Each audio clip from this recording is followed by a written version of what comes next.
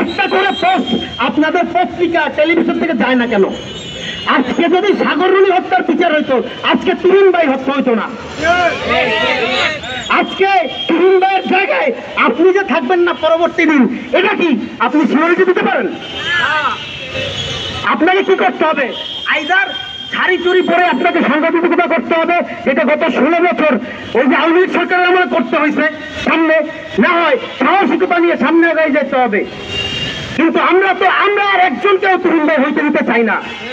দয়া করে আপনারা এমন এক জনমত গড়ে তোলেন, যেই জনমত গড়ে তুললে এই যে ইন্টারিয়াম গভর্নমেন্ট আছে, ওর ওই চেহারার নিচে সবসময় 5000 ডিগ্রি তাপমাত্রা অনুভব করে, যে জনগণের কাজ না করতে পারলে আমার পাশে ফিরে দিতে পারে। তাই আমার কথাকে কেউ খারাপ ভাবে নেবেন না। সমস্ত ক্ষোভ থেকে আজকের এখানে আসছি। 24-এর পরে কেন আবার হত্যাকাণ্ড দেখতে হবে? কেন চাঁদাবাজি দেখতে হবে? কেন এই রাহাজানি দেখতে হবে? কেন ক্ষমতার লড়াই দেখতে হবে? 24-এর সময় সবাই যেমন একসাথে হয়ে এই স্বৈরাচারকে তাড়াইছি, আবার সবাইকে একসাথে হওয়া যায় না?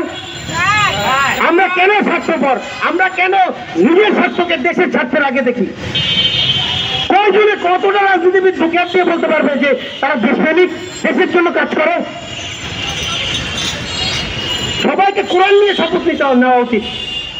যাই হোক ভাই, আমি আমার বক্তব্য দীর্ঘায়িত করতে চাই না।